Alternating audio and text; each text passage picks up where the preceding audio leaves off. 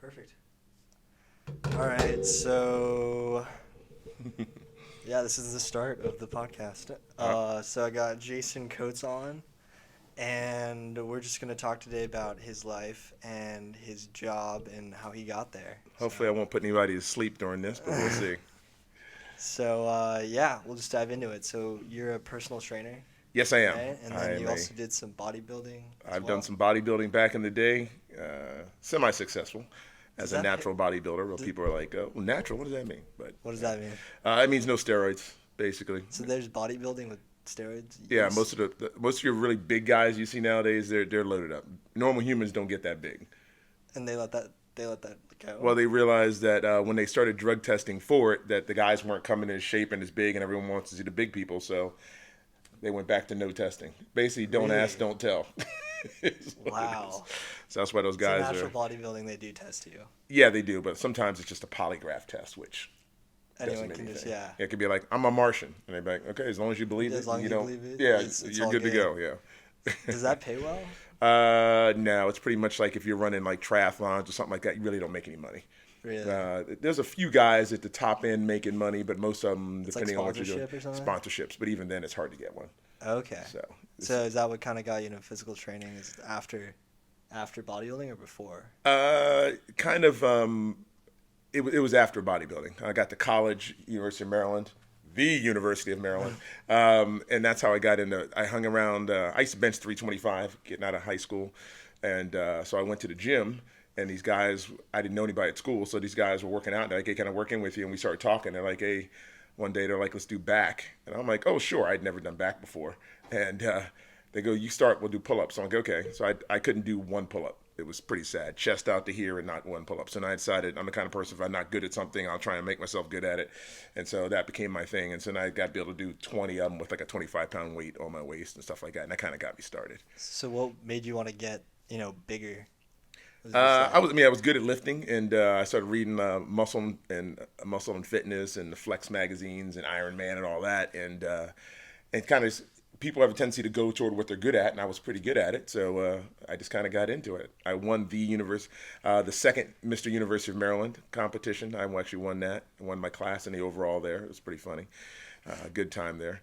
Actually, I have that on videotape. I'll show you sometimes. Your dad probably don't want to see. You show it to you. It shows our college room and everything. Oh, it was a mess, but it was fun times. So that's kind of got me into doing what I do now. So very cool. So to become a physical trainer, do you have to go get a college degree, or like what is yeah, what's nowadays the it's a route? lot different than what it used to be. Tell you about my first job. So I graduated from University of Maryland. I was working at a bar, R.J. Bentley's. Give a little shout out. So I worked in college, and so I went back to Columbia, Maryland, and this gym, Columbia Association, I used to work out at, and I was going to sign up, and it was like 39 or $40 a month, and I was like, man, that's expensive. My roommate at the time was like, hey, dude, you have a degree in kinesiology. Why don't you just work here? And the girl's like, yeah, if you work here, you get a free membership. And I was like, all right. So I signed. I filled out the paperwork, and this is how long ago it was. By the time I got home, my answering machine had a message. Hey, this is something, Steve, something from Columbia Association. Listen, we have a position open. I remember it was a Wednesday, and he goes, we have a position open. We really love this. I can start you as early as Saturday or Monday. And the guy hadn't met me, hadn't talked to me, hadn't done. He just saw that university. He just saw that kinesiology degree from the University of Maryland, Really? and he hired me to You don't have to get any certification. no, back then you did. Back then So you they put did. me in charge of being in charge of our Nautilus program, and I had no idea what I was doing. So that kind of led to then when I moved out here, I started doing that after I worked environmental, after hitting a gas Was line. was Second that time. kind of your like getting to personal training, your kinesiology major, like when you were in college, is that what you wanted to do? Like you wanted to get into I had a long and training? distinguished career, kind of like Animal House Bluto or whatever his name was. No, I went. My dad. I was born a military brat, Eglin Air Force Base, and then I went to. Then we moved to Maryland, then Germany, then Maryland, then Omaha, Nebraska, then back to Maryland. So my dad was a pilot, helicopter and airplane, so I always wanted to be a pilot. So then I tried to go to West Point. My dad knew someone I potentially could have gotten in with, help getting in. West Point, and I went to Air Force Academy. Really, really good on the physical, really good in the psychological, but I got bad eyesight from my mom's side of the family, so I wasn't able to become a pilot. I'm slightly green-red colorblind, slightly blue-green, all that kind of stuff. So that kind of disqualified me from being a pilot. So I was like, if I can't fly the planes, I'll build the planes. So I went to University of Maryland with the engineering degree, and me and inorganic and organic chemistry did not get along well. Yeah. And I met this thing called beer back in the day, and I was kind of a goody-goody going into college. Yeah, co-ed dorm, you're away from home, you're living away. It's kind of like Lord of the Flies, where you're just like a bunch of kids together. And it was ugly at first, but it was fun. So you were just like, you just picked kinesis? Yeah, so no, I didn't aerospace engineering didn't work.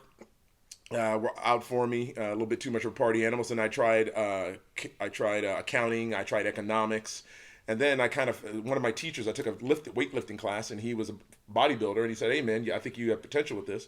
So I started talking. He goes, "Why don't you do a kines major?" And I'm like, "Sure." So I started doing that, and it was kind of neat because what you learn you can apply into the gym and stuff like that. A lot of theory. But it worked for me, and besides wanting to be a pilot, that's what worked for me, and so that's how I kind of went down that career path. Very cool. Yeah, it was fun. So is that what's the track nowadays? Nowadays, it depends. You have to have nowadays you have to have like a high school degree. Then you can go to you can get a certification. Now it's a 2-day certification. Certifications 2 days to get certified to be a trainer. To be a trainer. Now it's just kind of like getting your car license. I know when you got your car, you thought you could race it, but most people who get a car license really aren't ready to race a car. And same thing when you get a trainer. A lot of times when you become a trainer, you're really not ready to be a trainer yet. It's about seeing a lot of different bodies and things like that, and that's what a lot of people don't have. So it's really, I tell people if they want to start off is really get into it. Watch videos, go on to YouTube, and just get into it. Like I said, I got into it because I'm a very I could say I'm kind of a perfectionist with certain things. That if I'm not good at something, I got to make sure I do get good at it, because the last thing I want to do is embarrass myself. That's the whole thing. That's my drive. So would you go to college, because you have to get a degree now, then you go your 2-day certification course. Yes. And then is there like hours you have to get in, like PT? Well, then you got to try and get hired by a gym. Usually your 24-hour fitnesses, your LA fitnesses, they'll hire. We call them I call them like tier 1 program. I mean, you can do a career there actually if you wanted to. How do those guys do? Because I like when I was going to LA Fitness, I never saw any trainers. I mean, they always kind of be there. They have a churn and burn kind of thing where it's a numbers game. So basically, you're hired on. The fitness manager is going to push you really hard to get certain numbers. And if you don't make it, a lot of times the people burn out, and a lot of people think I'm just going to make money sticking a pin in the machine and getting paid. Yeah. But it's a lot more than that. It's like car. It's like driving a car. You can drive a car, but when things go wrong, that's when you find out who your real good drivers are, really good trainers are. You got to deal with injuries. Most of your people that you deal with have a lot of injuries, and you got to be able to work around that and get it going. So what's the most satisfying thing you get from training? Is it like seeing someone progress, or? Yeah, it's like when they get their goals. I mean, it can be little things. I still remember when you got 135 up, and we were sitting in the gym, and everyone starts clapping, and you were like, I'll never forget this day ever. Things like that. I'll never forget things like that. One lady, she wanted to be able to, Leilani, she wanted to be able, her fiance at the time used to work for NASCAR, race the trucks that were below NASCAR, and she wanted to be part of the pit crew. Now, she's some exec in Orange County Register. Advertising, but she wanted to be it, so we did deadlifts and everything, and she always wanted to also, she said, I never sweat. She goes, I think it's so cool when people drip sweat. And so I'm like, okay, so we got her strong enough doing deadlifts, she could lift like a 70-pound tire up. So one day we're working out, and she's like, Jason, come here. I come running, I'm like, what, are you okay? She goes, look, get your phone out. And she finally was working out hard enough where she started having drip sweat off her nose. Wow. And she was so happy. Another lady pulling golf clubs out of her car. I mean, it's just little things, that make a big difference in people's lives. So I tell people I'm not a king, I'm a king maker. And so if I can be part of somebody's career path, that's what really drives me. Very interesting. Yeah. I mean, you always see, like, I don't know, you never see, I feel like most people, they kind of quit on their goals. So you probably don't see that. I see it a lot of times, yeah. So when you do see it, it's like a huge step in that person's life. I remember when I first got hired at Sports Club, I came in there, I just done my first bodybuilding competition out here, and I got 4th at the Los Angeles Championships. This would have been in 1996. And so I go into this club, I am shredded, ripped, and I walked in there, I'm like, I'm going to clean up here. Well, you quickly find out it's not how you look, it's how much you know. I knew how to train myself, I didn't know how to train other people that well. And so I got around a lot of people that are really, really smart, and that kind of got me into being where I'm at now. But my first certification was with NASM, And I went in there cocky. I'm like, I got a kinesiology degree, boom, boom, all that stuff. I figure how tough can it be? Yeah. I failed. I failed the Really? test the first time. A lot of people would just give up. But like I told you before, kind of with the pull-ups, I'm the kind of person, if I don't do good in this, there's no reason other people are doing it. I can't be the stupidest person in the world, and I can't be the weakest person in the world, so I should be able to do this. So with that mind frame, I just went in and I studied really hard, and I passed the test. And then I've had like 4 certifications since then. Do you know the pass-fail rate for that test or no? NASM was tough back then. It was like a 2.5-day class. There was probably 60 of us. We had like 5 or 6 instructors. And it was probably, I mean, the passing rate back then was probably 60-70% maybe. Wow. It was really, really tough. Is the personal trainer world right now, is that a big industry? Like, are there a lot of people wanting Yes, to I go mean, into you it? can get in because we have an aging population. So what happens is as people get older, people are a lot more active. I look at how old I am now, and my dad at my same age, he had a big old stomach and everything else, and of course I don't have that, fortunately. And so people are a lot more active now. So with that being more active, you also have more injuries that come in, and people want to be active. You got to teach them how to properly lift, how to properly move, or when things go wrong, how do we work around it and fix these different things. So that's what you start getting into. So I think it's going to be a growing era, definitely. We're fairly busy at our club, and there's a lot of gyms in this area, as you know. Yeah, So yeah, if yeah. it wasn't popular, there wouldn't be as many gyms. So there's always gyms around. And you work for the Renaissance, so that's like kind of like one of the higher end gyms. Yes. And if you compare that to kind of like a an LA Fitness, what's the incentive of, Yeah. Renaissance is, a few, $100 for a membership, while LA Fitness is probably like $30 a month. Well, actually, we're $170 a $170. month. Yeah. So what's the LA incentive? Fitness, depending on the high end one you go to, is probably 50 or 60 a month, if that. It It's in depends. Equinox, right? So Yeah, you guys Equinox is like kind of up with us. Lifetime. Lifetime is kind of up with us also. What's the incentive to go there, and what's the difference between the level of personal trainer at like an Equinox or like a Renaissance versus like an LA Fitness? Yes. So what happens is usually what happens is LA Fitness is in your 24 hours and stuff like that. Those are your starter gyms for a lot of people. So what happens is at our gym, we're not going to take someone a lot of times unless we have them in house that, like, say they're transferring up from say Kids World, and they want to become a trainer. They're have an exercise phys background at college and stuff like that, and they want to transfer up. And we'll talk to them, make sure their motivation's correct on what they want to do, and then we'll bring them on board. And it's kind of like an internship, and we bring them up. But for a basic trainer starting off, we probably wouldn't hire someone because we have kind of like a seasoned clientele and a whole bunch of seasoned trainers. So we're kind of like starting off at the high end. Kind of like you start a law firm. You're not going to start at a high end law firm. You're going to start a lower end law firm and work your way up. That's kind of where we would be. Yeah, so now if someone comes in and they're really studious, and we've had some people that come in and it's really not about a little bit about knowledge, but a lot of it's your personality. I've had some people that have all these different certifications, but they can't talk to anybody. And that's probably a big part of it. That is a big part of it. You have to be able to talk to connect with and connect with people. clients. Yeah.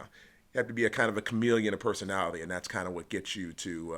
I tell people training is probably about, when you're really doing it, it's about 20 or 30% knowledge, and it's probably about 70%, 80% personality is what's going to come into you. Normal people. When we start dealing with athletes, it's a whole different story. They don't care if you're funny, you're witty, whatever. They'll just do what they want to do because they're driven internally themselves. So, do you guys get any athletes at the Renaissance or no? We've had some come in, but usually when you start running in with athletes, usually athletes don't have a lot of money. Really? Yeah, they don't usually have a lot of money.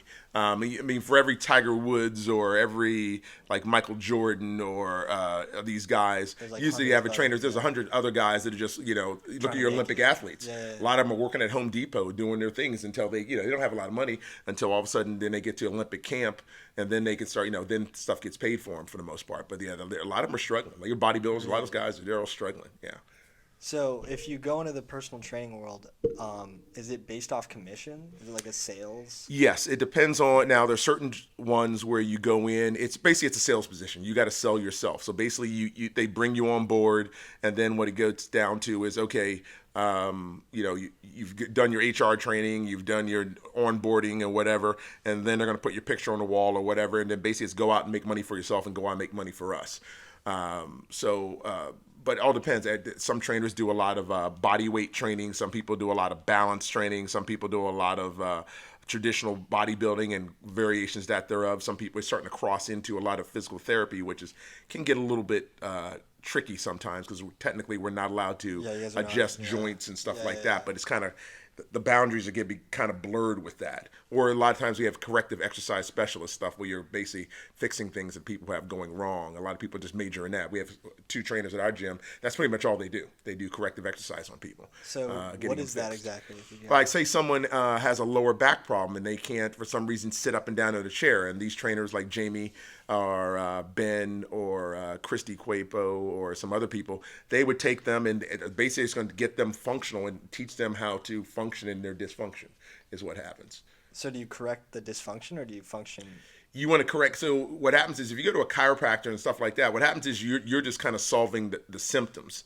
Okay, so like say if your neck's out of whack, okay, and they do an adjustment on your neck, that is solving the symptoms of what.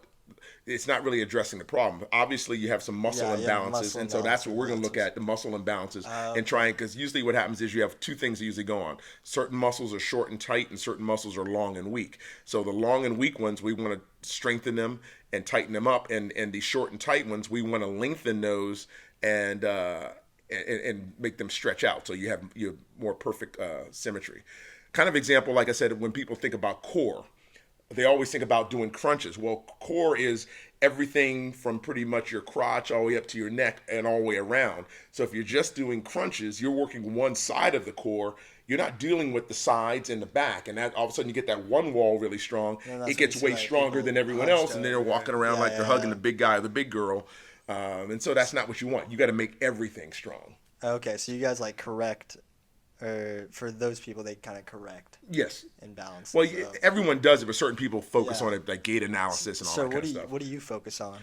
Depends on what the client wants. I tell people I'm not the greatest at everything. I'm very good at everything. But if someone comes to me and they have some severe physical therapy issues, I'm not too proud to go, listen, I can do an okay job. Let me give you to one of these other trainers that can do a better job with it. But I'm very good overall with things. I'm very good with postural, making sure people are very in the right postural things with doing the lifts that they're doing, when I train you, just to make sure you don't get hurt. Because every time your dad's like, oh, is that lifting too much weight? I'm like, Reza, his form is great. He's fine. He can lift that no problem. So that's what you try to do is make people just so they don't get hurt is basic thing.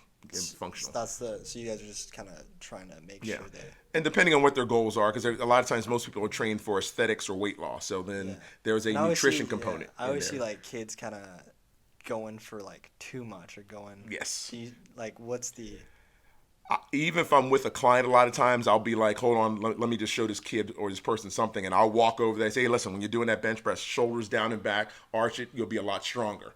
I did that with a kid the other day. He couldn't get up 135. And then all of a sudden, he barely needed any help when I helped him up for the 1. But it's little things like that. So I just try and instill with them that, there's a right way to do it. Don't just get in there and just start banging weights off your chest and stuff like that. I did all that kind of stuff when I was in high school, and especially when I first got to college. But, it's going to lead to injury. It's just a matter of time. Do your clients that you work with, do they seem more like, because, obviously the notion about going to the gym is like, oh, you want to get bigger or you want to look better. And is it more of like, I want to look better or like, I want to be healthier or like, I want to look good for like girls or guys or whatever. I want to. It depends on the person. Because like say it depends on the person, depends on the time of day. Usually your people in the morning, they're just want to get a good workout in. They'll come there. I got some people Christmas Day. Hey, can you see me at 6 a.m. Christmas Day? And I'm like, sure, if you want to. But those people they're just usually function or just to stay in maintenance, to stay in good shape. When you start dealing with the afternoon crowd, that's when the people are there for aesthetics. They're there like peacocking, trying to meet girls or guys and stuff like that a lot more in the afternoon. But everyone's a little different on their motivation. Some people like I said, some people just want to get in shape. Some people are training for sports. Some people just want to lose weight. It varies. I always find it funny when I want to give a guest pass to someone to come into the gym. They're like, okay, I'll come in as soon as I get in shape. I'm like, what do you mean get in shape? It's a gym, man. Show up to the gym and work out. So what's your thoughts on all this like body positive stuff? Like people wanting to be, or saying that you should be okay with how you look or how much you weigh and like kind of, I don't know, it seems like that type of movement is geared towards, not forcing yourself to work out. And kind of just like, not being lazy, but just not putting in the effort in order to, be or feel healthy. Yeah, I can see both sides of that. I mean, what happens is you have some people that will look at that and go, okay, I'm fat. That's the way it's going to be. I'm not going to do anything. Well, if it starts hindering your performance on what you would normally do, then that's obviously not a good thing. So you need to make sure that your motivations are and your whatever you're trying to do, you're doing it to the best that you can possibly be. Like I said, not everyone's going to be Miss Olympia or Mr. Olympia. Not everyone's going to be a supermodel or going to be like, built like the guys from the 300 or something like that. You got to find what's comfortable for you, because if you chase something that you can never achieve, that's not a good thing. Yeah. You got to do some realistic expectations. A lot of times you got to sit down with the trainer. My one client calls me Dream Squasher, because one time she wanted to be able to do all these flips and everything. And I said, well, what's your background? And she starts going into it. She had no explosive lifts or anything in her background. So I'm like, you're not going to be able to do this because you've never done it before. I mean, it's just one of those things you just don't do. And she called me Dream Squasher. But I'm very real with the client. So, like if someone wants to lose 20 pounds, I'm like, hey, why? Is there a certain size you want to get to? Yeah. Or what is it? Like I said, you never go with how much you weigh. You go with how you look. But this body positive thing, I can see because people have a tendency to go toward extreme. So people want to get thin, they want to get too thin. People want to get big, they want to get crazy big.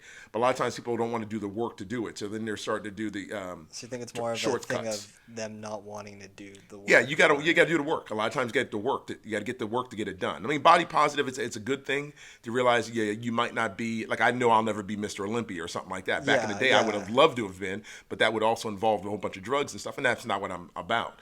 So I just did the best I could do. And so, it was fine, and I'm fine with that. Because a lot of it, I think, comes with the notion that, like, you can't be a supermodel, and they're kind of trying to, say, like, you shouldn't compare yourself to that, and then you should just be body positive with what you have.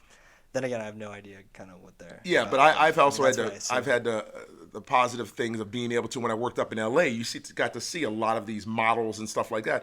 And what you see on television is a lot different than what you see in person. Oh yeah, you got to remember that. The makeup, Photoshop, perfect angles. I remember one time we had this girl come in and she was getting ready for a Victoria's Secret's model shoot. She was one of the models. They were going to the Philippines or something to shoot. And she comes in, I've got 3 weeks to get in shape for this. I'm looking at her like, you need more like 3 months. In my head, I'm saying this.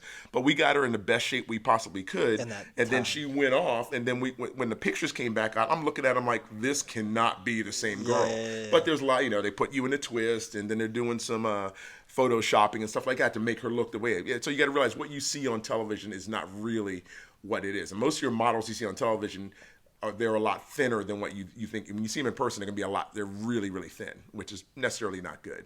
Yeah. So, and then with the image thing, I feel like for personal training, you're selling yourself, right? Yes. For these clients, so you have to be in peak shape, or at least it depends. Right? It depends, because I'm getting up there. I'm 55 now, so at one point in time when I was your age, I thought I'll be in shape the whole rest of my life. It's so easy, and it was easy. I want to get in shape in 2 weeks. I was yoked. I mean, you're still in like phenomenal shape. I'm okay. But, you know what I mean? I'm not walking around with my shirt off all the time no more. but I mean. Yeah, but I mean, I've had people where, like, I remember this one lady came in, and she comes in, and she was probably 48, 49, and I said, do you want to get on the scale? We want to do your body fat? She goes, no, I don't need to do your body fat scale. She goes, I know I'm fat. You know I'm fat. I don't need your machine to tell me I'm fat. She goes, I just want to be in the best shape I can be from me being 48. I have no desire to be a supermodel, and that's what kind of person I want. Some person is realistic. But as a trainer, you got to remember it's not how look at your boxing trainers. Not all of them are in good shape. A lot of them got stomachs, but they got the knowledge in their head.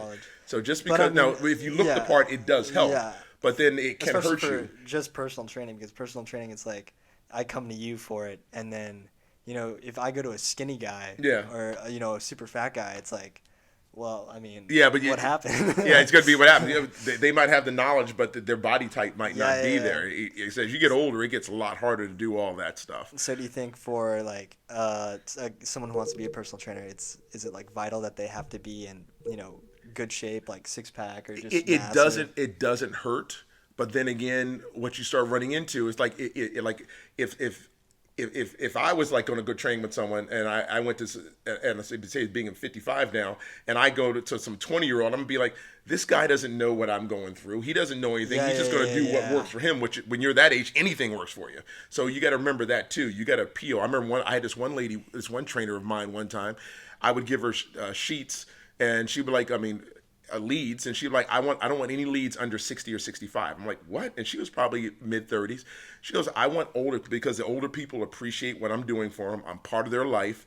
I'm part of their day, and because I just pay attention to them, they'll always be there for me. Wow. They're never gonna know shit. But that's what, and I was like, you got a point. Yeah. And that's how it is. So you got to find out what your niche is. What your niche is, what it is. Yeah. If you're walking around yoked and everything else, yeah, your niche is going to be yoked people. Yeah. But you got to remember, that's also going to probably, the people that are really overweight are going to be like, this person doesn't know the trials that I'm going through. Yeah, so they would like someone who's lost 30 or 40 pounds. They don't have to be shredded or anything, but they want to know someone who's gone through some of the same stuff they've gone through. Yeah, the same challenges. Yeah, same challenges. Yes. That's crazy. But yeah, I mean, it's just in the gym. Usually, you don't see like too many, I guess, skinny trainers. I guess. Yeah, we have a few of them, but they're all they in have their shape, niche. Yeah. But it all depends on, like I said, a lot of them. Then what happens is your personality, looks are initially going to. I mean, it's like when you're dating someone, looks get you in there, but then when you get there, you're like, yeah, the lights are on, but no one's home. So sometimes that can happen too. Bright lights. It's like a deer in the headlights. They might look the part, but they don't have it. They're getting by on genetics and not really what they know. And then for like a person who wants to get in shape, how much does like nutrition play into the nutrition role? Is probably 70 to 80% of it at least. When I compete in bodybuilding, when I start doing the competitions, my lifting regimen really wouldn't change much. I wouldn't go heavy and do like singles or go to like 3 reps, but I would go down to like 6 or something like that. But nothing changes. It's all diet. Getting in shape is mostly diet. So if you're trying to lose weight, what do you do? Because I feel like most people just cut their entire caloric. Yeah, you got to do calories, but it's not that simple. You got to find out what metabolism you had. You got to find out what works. And remember, I always tell people, the problem people run into is, how long did it take you to gain this weight? Don't think it's going to come off in 2 or 3 weeks. If it took you 5 years to gain this 50 pounds, you're not going to. I mean, you might lose it in a year, but there's got to be some.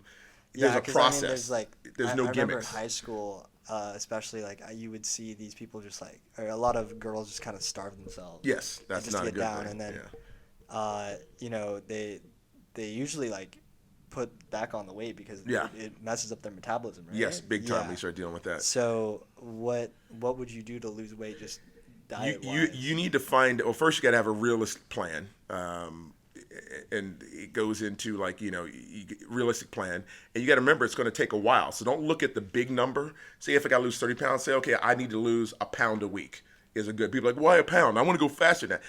If you go faster than that, it's not going to be body fat. It's going to be a lot of water and probably a lot of muscle, and muscle is what burns fat on you. So you need to make it realistic and something you can stay with, because you don't want to get there, then you hit claim jumper, and next thing you know, 2 weeks later, you put it back on.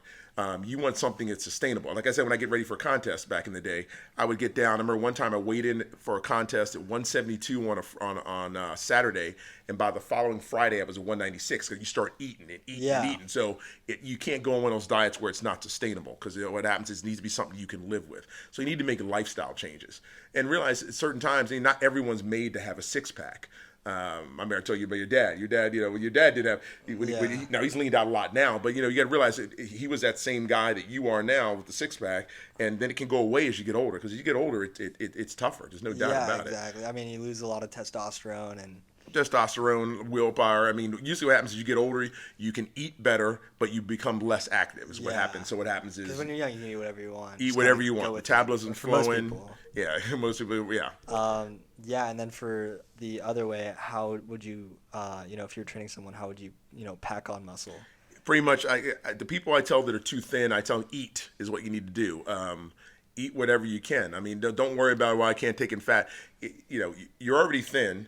You know that, so if you have a tendency to start putting on fat, you want good fats. But I mean, I don't care if you go to Carl's or whatever, you need calories. Yeah. You need a calorie surplus, and that's what's going to build muscle.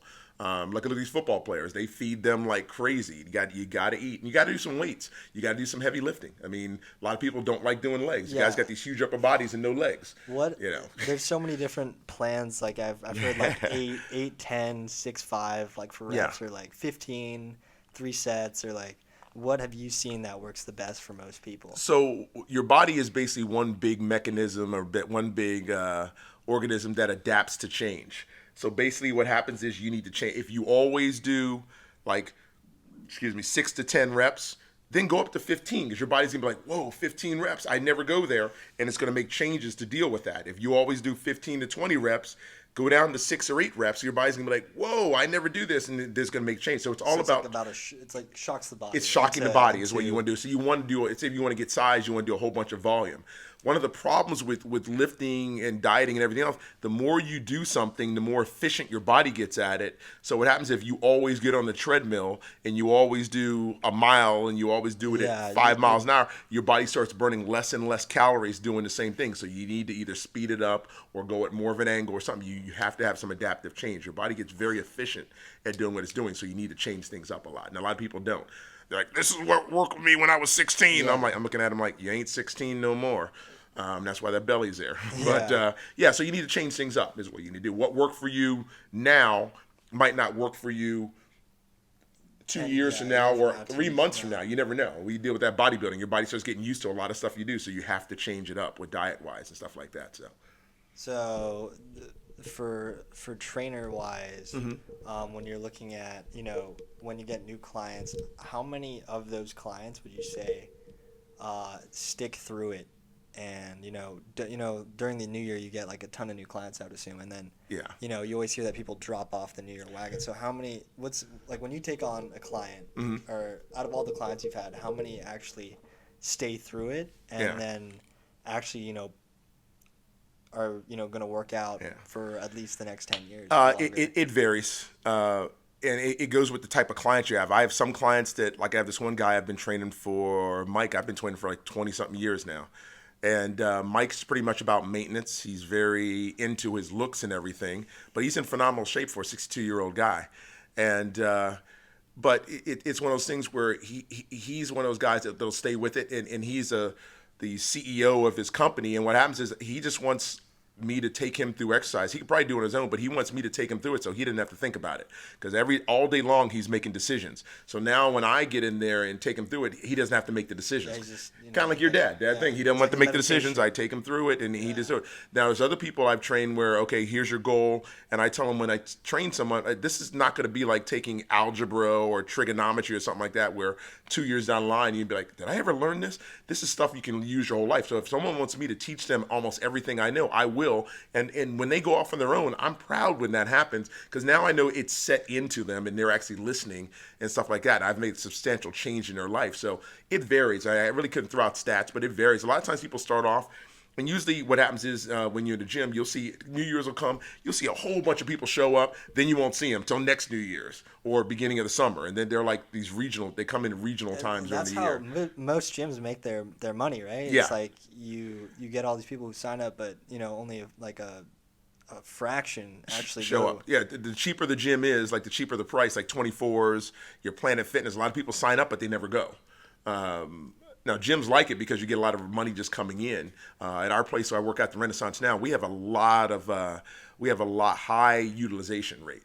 So when they built the club, they thought there'd be a lot more members than they have currently, but we have a high utilization. So the gym is busy. We really couldn't go to the capacity they would really like us to because the gym would be way too crowded. Is what you start running into sometimes. That just because you're paying the high price, you're like, fuck, I gotta go. Yeah. But yeah, I mean, it's an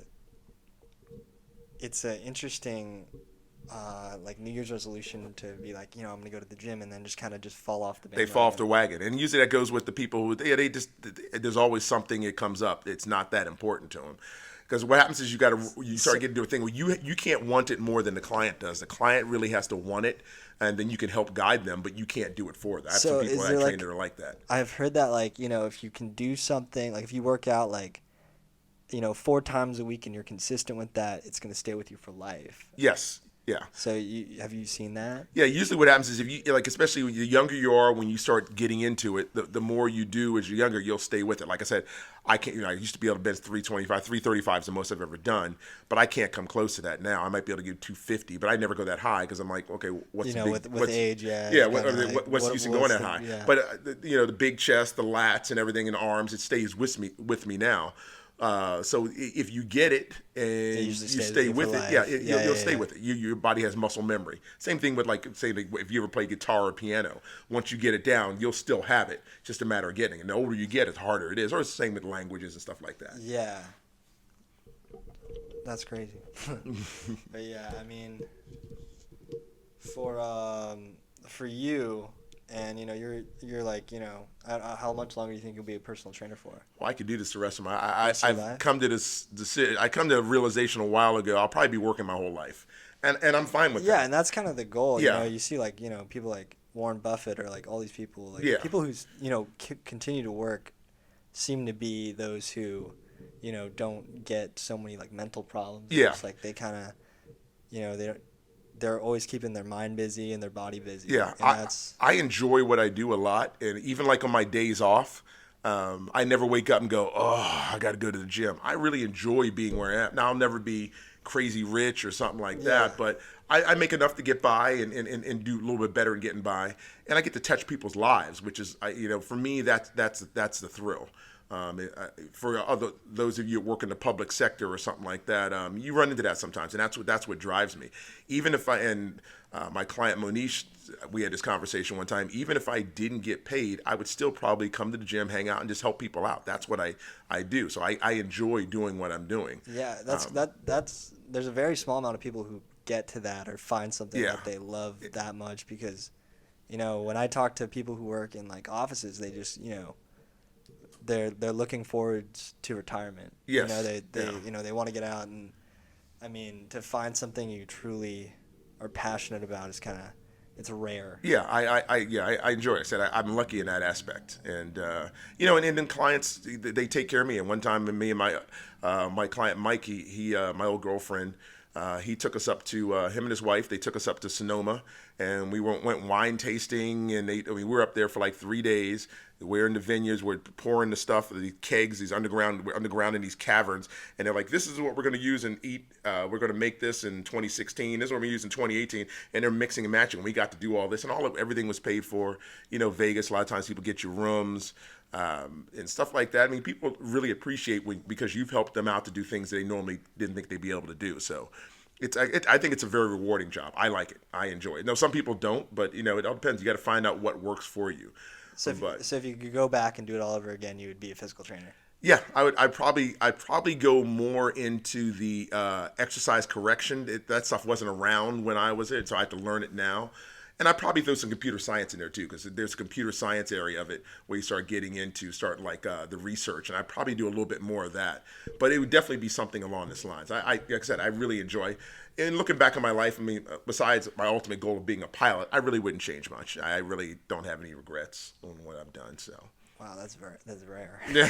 That's very rare. Yeah. To tell you a story, my dad, he failed ninth grade 3 times.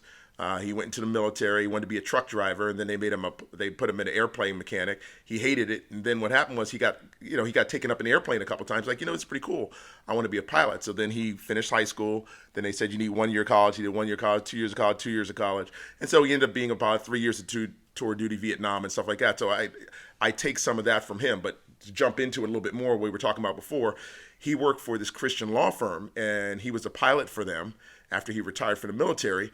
And so what happened was there were budget cuts going on in like 2007, 2008 because the economy was crashing and they were going to let some people go. Well, my dad's retired. He gets like 70, 80% pay. And he goes, listen, you don't have to pay me. I believe in what we're doing. I'll do it for free as long as I know these other people here that work here really need the money. So I don't need a paycheck. I got money. I'm financially secure. Just pay these other people and keep them on because I know they need it and they have families and they need it. And so he hasn't taken a paycheck in, I think it's been like 12 years now. 12 years? 12 years. No, it's 2019. He hadn't taken a paycheck in 11 years. And he's still working for him. So that's, those are kind of motivation. I see that. And people are like, Wow. oh, your dad's just a nice guy. I'm like, no, he's just doing what he believes is right. You don't need more money than you can handle and stuff like that. So he's, and so I kind of look at things like that. There's that happiness principle where it's like at $70,000 nationwide in the U.S., if you can make that, making anything more or less wouldn't make you unhappy. No, yeah. And there's a lot of people who have a lot of money that aren't happy. I deal with a lot of those people that I train. I have some people that can afford to train with me a lot of times. And a lot of times, sometimes they aren't happy in their lives, even though they got a ton of money. So that's got to be a good lesson to learn. Yeah. A lot of times they're like, Jason, I want your life. I'm like, why? He goes, you don't have a lot of stress in your life. You don't understand the stresses I'm under. And that stress thing, that can eat at you. that Yeah, can and eat those at guys are you and probably eat at you. looking towards retirement, right? Yeah, Yeah, yeah, they would like to those guys wanna retire, but go. sometimes they're creatures of habit too, where they're compulsive obsessive. So even when they do retire, it's all about pushing the envelope, making more and more money. Yeah. It's a never-ending thing. So you got to find what your fun is, what your fun thing is. Like I said, I make pretty good money. You know, I'm at the higher end of the field.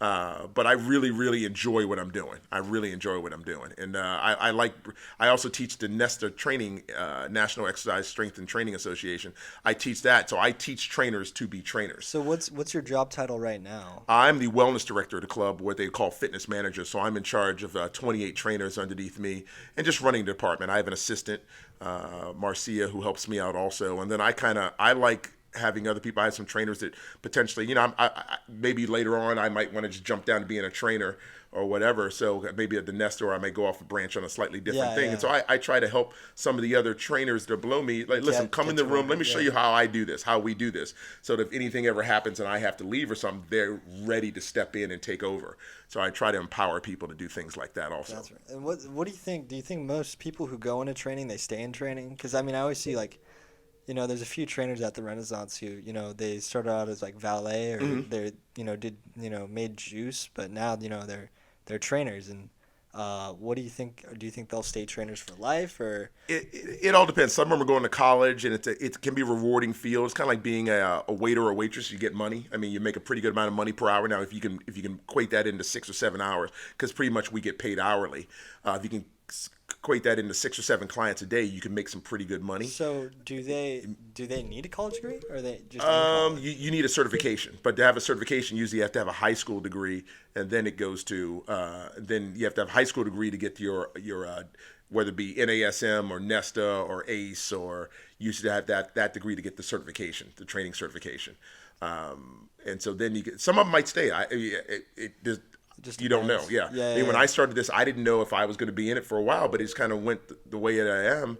And now I'm here, and I really enjoy what I'm doing. Like, we have a lot of career trainers at the club. These people, that's what they decided they're going to do, and they've been doing it for years. Some of these trainers at the club, I've been working with them for 20-something years. Yeah. So yeah, it's. So for you, when you found your passion of being a personal trainer, how many different tries did that take? Once I started at the sports club LA in Irvine, I pretty much decided that was what I wanted to do. I mean, I got there and you started realizing like the impact. I remember my first client I got was on December 23rd of 1996, and this lady, and I just started training her. And then her big thing is that she used to be a track and field runner, but she had gained a ton of weight. Not literally a ton, but she gained a lot of weight. And so we started doing things, and then she got stronger, and she got empowered just by her physical being, how she was very weak and everything. She was telling me about one time she went to grab the office door, and she yanked on it, and the door came flying open. Everyone thought she was pissed. She's like, no, I just realized all of a sudden how much stronger I got. And when that started happening, I started saying, I really, really enjoy this. So that's where I get, like I said, I don't really need a lot of accolades myself, but when other people accomplish things, if I can help them out, that's where I get. It's like my probably joys. the same as like being a therapist. Something like that. Yeah. And you probably are. Well, as a trainer, therapy, my minor was in child psychology, which comes into play. But yeah, you're sometimes you're a therapist. Sometimes the people you're training, it's really not about training. It's about getting in their heads and making like a life coach is what you're kind of like a lifestyle coach with them and stuff like that. Yeah, because if you can improve your health and your nutrition, that.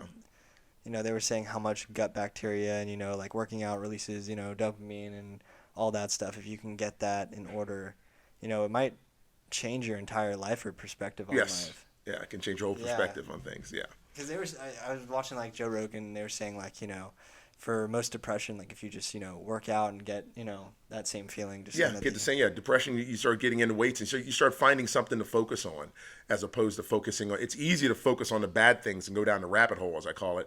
But you got to look at the positive things in life. I mean, you got to realize, look where you are. We're here in Irvine, California, where we're here now. I mean, it doesn't get much better than this.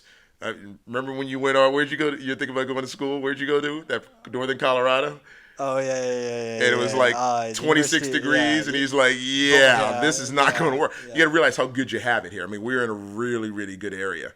But yeah, just wherever you're at. Some people don't like the heat here. They'd rather have the seasons and stuff like that. But, find what works out for you. Yeah. And then for people who have like expectations, because, we see these like Marvel movies, and these guys get like jacked and like, 3 months or 4 months, Yeah. like, what do you think that's going on over there? Yeah, 'Cause but then people have well, speculations I that, know what's going on. I mean, they're doing whatever they need to do. I mean, it's their I job. tell people it's easy to get in shape if all of a sudden you have a multi-million dollar payday at the end of it. Yeah. Because you're just looking at, oh, my Yeah. bank account's going to be full. I can't wait for this to happen.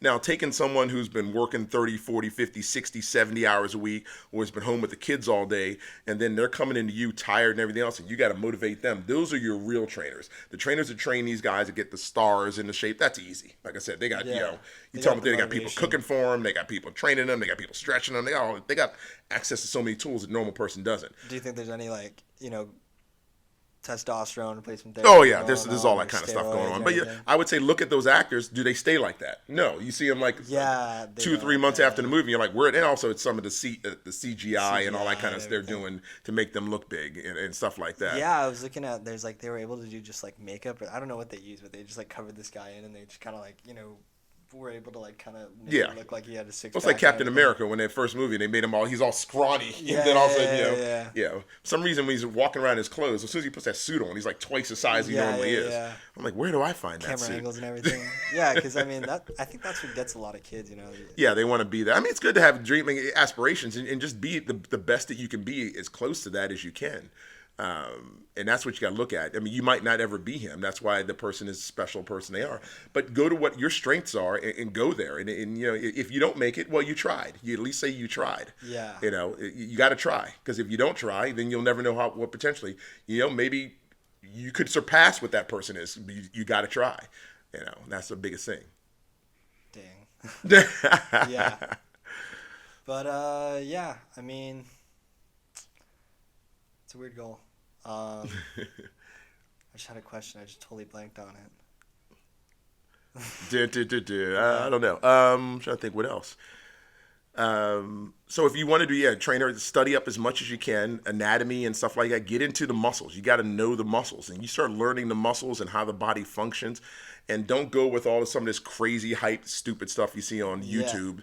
Some of these guys, you eat, 87,000 calories a day, all protein, no fat. And blah, blah. Come on, it's got to be realistic. And then, how is the job market like affected by the economy? Like, if like the 2007-8 crash, I mean, obviously that affected you guys, but like, when you see like kind of slow in the market or whatever, how does that affect you guys? Like, are you guys immune to that, or what happens? No, because we're disposable income. And what happens is when the job market crashes, then we're disposable income. But people will typically spend money at least on themselves and a lot of times on their kids or pets. There's nothing but kids. So a lot of times we have some of our clients some of our trainers who train mostly kids. One guy, Eric Clark, does CSPAT or YSPT at our club, a CSPAT, and he is busy because everyone wants their kids to be as good or better than they are. So people will spend money not on themselves but on their children and stuff like that. So those are areas you do. And physical therapy wise, people want to be able to move. So even when the economy hits and things go down, a lot of times, depending on where you're at and what you're doing, you can still, it didn't hit us too hard. Even though we're fit, our sessions are anywhere from $103 to $128 an hour for the elites, and the regulars are $73 to $93 an hour, and then half hours. So for half like an LA Fitness, if they charge you like $60 an hour, how much of that does the trainer actually get? The trainer's probably getting probably 15, 20 of that, maybe. I think 15, 20% or 15, $20 of that, Dollars. probably, depending. And then if they have certain tiers on certifications, it goes up. Is usually what happens. Why is it so low? We got to remember, so when you have the membership at that price point, usually that's what a lot of people can afford at that price point. So they're not going to have a lot of disposable income to spend $60 on, training and stuff like that. $15-20, you can go to like Trader Joe's and get $15 an hour. Yeah, true. Well, maybe they make 25. I'm not sure what their price point is. They make 20 to 25. But it's a thing where you've got to hit your numbers because they're doing a churn. Yeah, and then if you don't hit your numbers, then the write-ups start, and then usually you can end up being and lose. But if you have a passion for it, I mean, go for it and dive into being the best you be. So when you're not, okay, how do I get better at doing what I'm doing? One guy has a really good book. It's called Impact, Todd Durkin, and you read the book, and I'm not a big rah-rah guy, Tony Robbins type guy, but this guy was on with it. And, where am I weak at? Where am I strong at? So I need to where I'm strong at, I don't need to work on. I need to work on my weak points. And a lot of people have the tendency to work on their strong points and not work on their weak points. How much money I need to make, how many people I need to talk to, have a plan, and not just do this hodgepodge. And that's how you need to get into it. And whether you're at 24, LA Fitness, even a club like ours, Equinox, or whatever, you gotta have a plan and figure out what you're doing. Usually, a lot of times, your fitness manager. We have a client. One of our trainers comes to me. I say, okay, listen, you're struggling. Here's what we're going to do. I need you to be here, here, here. I need you to go out and talk to people. Who'd you talk to today? Okay, here's a person you have. You always got to be planting seeds, because what happens is it might grow tomorrow, it might grow next week, it might grow next month, it might grow next year. You don't know. Yeah, but that's what you do. You need to talk to everybody. It's not everybody. even hustling. I'd say just communicating and being friends with people. It's hard. I mean, you got to be. It's hard to just sell people. People are trying to get sold all the time, but you got to befriend them. Like I said, a lot of times I remember with one client I walked up to. Well, I was showing a trainer some stuff I learned in San Jose at this one workshop I was at. I'm walking by this guy, and he was doing kettlebell rows, lifting a kettlebells. And I said, "Hey, sir, listen, if you pull your elbows higher when you're doing that, it'll feel a lot better." And he goes, "Oh, thank you." And I just left him and said, "Okay, no problem, anytime." And I walked off. So then the week after that, membership director comes to me, "Hey, this guy wants to train with you, blah, blah, blah." And I start talking. I'm like, where do I know this guy from? I'm trying to think. It turns out it was that guy who I just gave that one little help with. And then he turned into a 3-time-a-week client just because that little thing will help him. Really? I didn't try and sell him. I just gave him advice. He's like, "No one's ever done that. Just come out, give me advice." Usually it's that with something attached to it. And he goes, when you did that, I realized you weren't in it for the money. You're in it to help people out. And that's why he stayed with me. So. Wow. Yeah, little things. Little things mean a Little lot. things add up. Yeah, little things add up. Well, any closing thoughts to people who are No, interested in the field? if you want to have, it's a very rewarding field. I really enjoy it. You have to be a people person, and I tell people a lot of times I'm kind of shy outside of training. As I gotten older, I got a little better, but a lot of times when I go out, my clients are like, "Why are you so quiet now?" I'm like, "Because they don't have to entertain you. I just try to absorb it." Yeah. I have an off and on button, but I enjoy what I do. Like I said, even if I wasn't getting paid, I would still do what I do. I like going to the gym. I like helping people out.